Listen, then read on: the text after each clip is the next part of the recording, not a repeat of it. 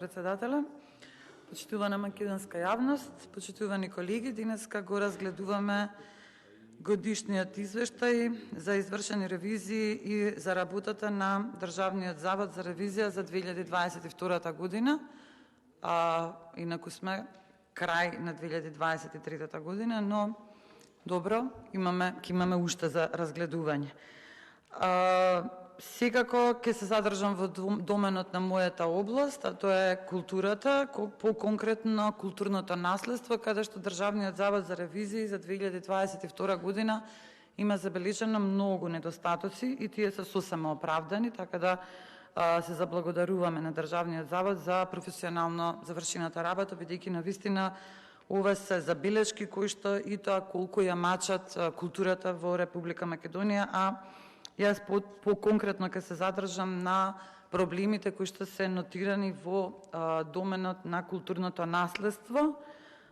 Знаеме дека тоа е едно од најважните столбови за идентитетот и за идентитетските изразувања во Република Македонија. Меѓутоа исто така и знаеме дека за жал во изминативе 6 години културното наследство апсолутно како намерно да се занемарува и како намерно да не се води грижа за истото.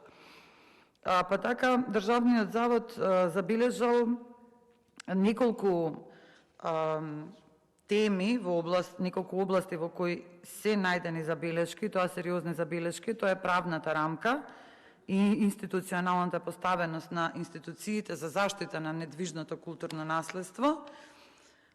Потоа најдени се забелешки во однос на инструментите за заштита преку идентификација, начин на водење на евиденциите и информативниот систем на културното наследство и секако забелешките во однос на финансирањето, односно на превземените мерки за заштита на недвижното културно наследство, надзор и контрола се исто така соодветно нотирани. Меѓутоа, за жал, оваа состојба, јас бидејќи доаѓам од таа област, можам да констатирам дека значи оваа состојба не важи само за 2022 година, туку и за претходните неколку години, па и за оваа 2023 година, бидејќи очигледно ресорното Министерство за култура дали не ги чита овие извештаи, дали не ги сваќа сериозно овие извештаи, не можеме да знаеме.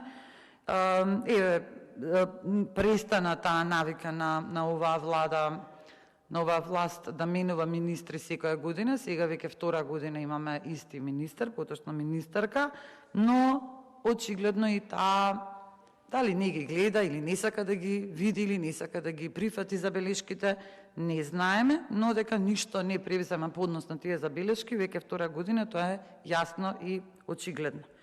Во однос на правната рамка се нотирани сериозни недостатоци, односно недоречености и отсуство на одредби за корисниците на недвижното културно наследство, односно отсуство на одредби за санкционирање поради непредвидени глоби и прецизни законски одредби за контрола на работењето на управата за заштитата на културното наследство, потоа неусогласеност во одредбите на Законот за градење и што значи тоа реконструкција, недостиг на усвоени стратешки документи од областта на културното наследство, непревземени потребни активности за донесување плански и програмски документи за управување и ревитализација меѓу другото на старата Скопска чаршија, отсуство на целосна имплементација за активностите на планот за интегрирана заштита на старото градско јадро во Охрид и воопшто Охридскиот регион, несоодветна меѓусебна поврзаност на Министерството за култура и Управата за заштита на културно наследство, како и на институциите кои што се поврзани со културното наследство, секако недостиг на стручен кадар. Значи, само краток коментар во однос на правната рамка и институционална поставеност. Ја само ќе забележам дека ние немаме постоечка стратегија за заштита на културното наследство, исто така немаме постоечка стратегија ни од областта на културата. За културно наследство воопшто не се ни донесе нова стратегија, а за култура стратегијата заврши во 2022 година и ве сме скоро декември 2023 година. Значи една цела година Министерството за култура и институциите при Министерството надлежни, особено во доменот на заштита на културно наследство, немаат стратегија. Па почитувана македонска јавност, не можеме ние да ги обвинуваме институциите, бидејќи тие институции во моментов една година не знаат што работат во култура, а во културно наследство не една, туку 4 години не знаат што да работат, бидејќи нема соодветна стратегија.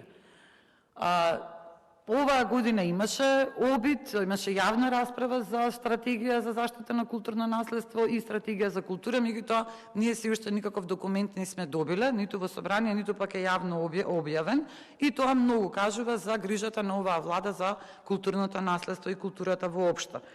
Како да го коментираме моментот за старата Скопска чаршија? Јас имам поставено и пратеничко прашање во однос на тоа што се случува со старата Скопска чаршија, со оглед на тоа дека имаме посебен закон за ова културно добро кое што е заштитено како од особено значење, што значи највисоката категорија во заштитата.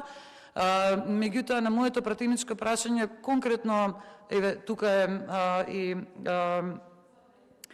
директорот на Државниот завод за ревизија постави пратеничко прашање во однос на нелегалната градба, на нелегалното рушење на објект во старата Скопска чаршија и поставување на некои табли на кои што нема никаква информација, нити одобрение за градба, нити ништо. Писмениот одговор кој што го добив, и тоа мислам дека беше од премиерот конкретно, беше дека станува збор за непознат сторител. И тој е непознат сторител и на рушењето на објектот, а и на градбата која што таму започнува да се гради позади тарабите. Тој непознат сторител и после една година се уште останува непознат сторител. Значи ова е страшно. Самиот овој податок покажува колку е голема негрижата на оваа влада, на оваа власт за културното наследство. Старата Скопска чаршија е бисер на Балканот, значи тоа не е само добро кое што е на Македонија, значи не е само наше со кое што треба да се гордееме, туку во цела Југоисточна Европа, бидејќи е најголемата отворена чаршија на Балканот. И ваквиот однос со наказување на објектите, како што беше објектот на култната Менада, каде што сега е дигната една ужасна конструкција, метална конструкција, при што и Министерството за култура молчи и надлежните институции молчат. Значи јас и ова и како пратеничко прашање кога го поставив, побарав одговор. Во друга прилика имав одговор од Министерката за култура дека е дадено, значи е контактирано со МВР, меѓутоа тие се правдаат дека МВР не постапува по преставката. Не можеме да ги обвинуваме националните конзерваторски центри, бидејќи тие се завршуваат работата.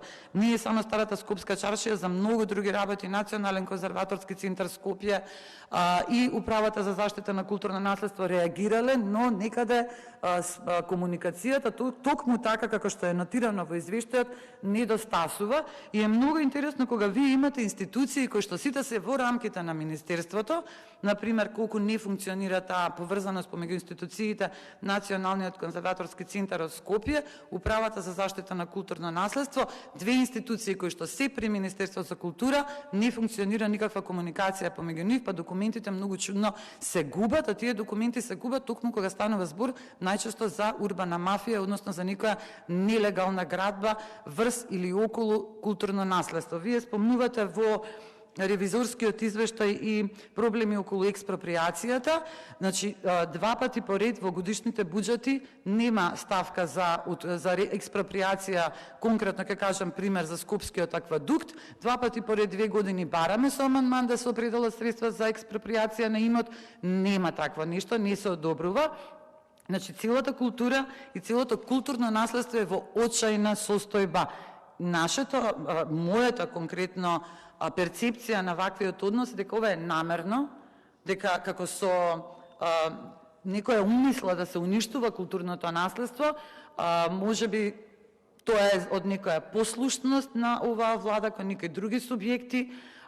Ние имаме и во многу области и во однос на инспекторскиот надзор, и во однос на нарушените имотни правни односи, во однос на редовна грижа и одржување.